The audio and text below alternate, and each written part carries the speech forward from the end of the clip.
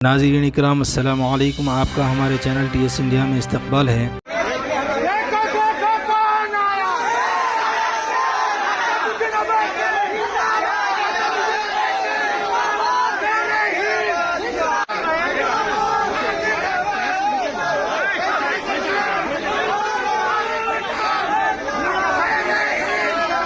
Sir, पहला reaction आपका नीचे करिए। ये बात गलत है कि चुनाव का प्रचार आज से शुरू किया जा रहा है। चुनाव का प्रचार शुरू हो चुका है और हमारे अध्यक्ष अख्तर उल ईमान साहब की लीडरशिप में काम चल रहा है।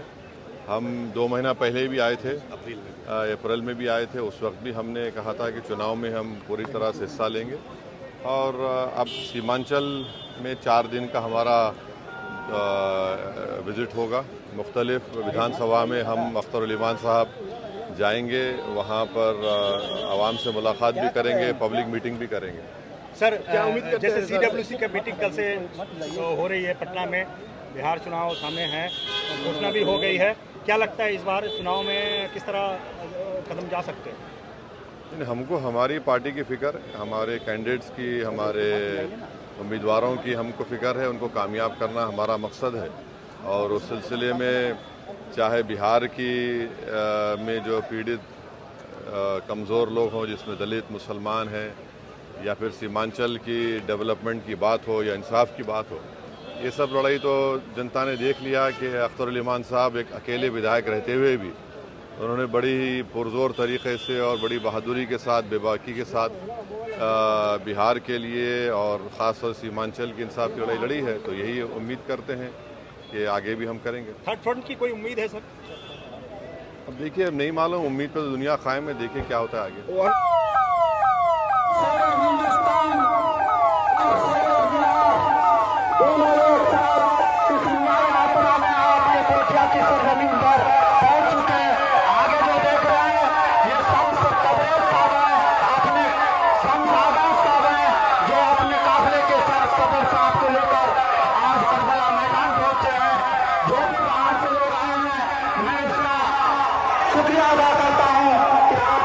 देखिए, अख्तर उल ईमान साहब ने खत लिखा है, फिर अख्तर उल ईमान साहब ने यहाँ के लीडर ऑफ अपोजिशन को लेटर लिखा है। मीडिया के जरिए हमने इस बात को कहा है कि MIM पार्टी अलायंस के लिए तैयार है। और फिर अख्तर उल ईमान साहब ने अपने आखिरी खत में ये भी कहा है कि हमको आप 6 सीट दे दीजिए। अब ये उनको फैसला करना है।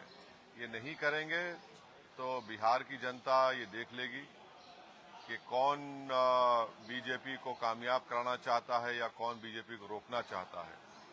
तो अब ये फैसला बिहार की आवाम पर है। हम तो अपनी जिम्मेदारी को निभा चुके हैं। कल कोई या हमसे ना कहे कि आपने बातचीत नहीं की, आपने फुला नहीं किया। तो हमने तो अपनी तरफ से पूरी कोशिश की और जनता के सामने, आवाम के सामने हमने इस बात को रख दी। देखिए, ये शुरू हुआ था कानपुर में। वहाँ के शायद ADGP, एडिशनल DGP ने कहा कि कोई नया पोस्टर नहीं लगा सकते। तो उसके बाद हमने सोशल मीडिया पर कहा कि हम इस बात को मानते हैं कि मोहम्मद सल्लल्लाहु अलैहि वसल्लम से हम मोहब्बत करते हैं। हर मुसलमान मोहम्मद सल्लल्लाहु अलैहि वसल्लम से मोहब्बत करता है, इसलिए कि उसके ईमान का हिस्सा है। अगर हम मुसलमान हैं और अगर हम अल्लाह को जानते हैं तो वो मोहम्मद सल्लल्लाहु अलैहि वसल्लम ने हमको सिखाया है कि अल्लाह है जो ज़मीन व आसमान का खालिक है, तुम इसकी इबादत करो, किसी और की मत करो।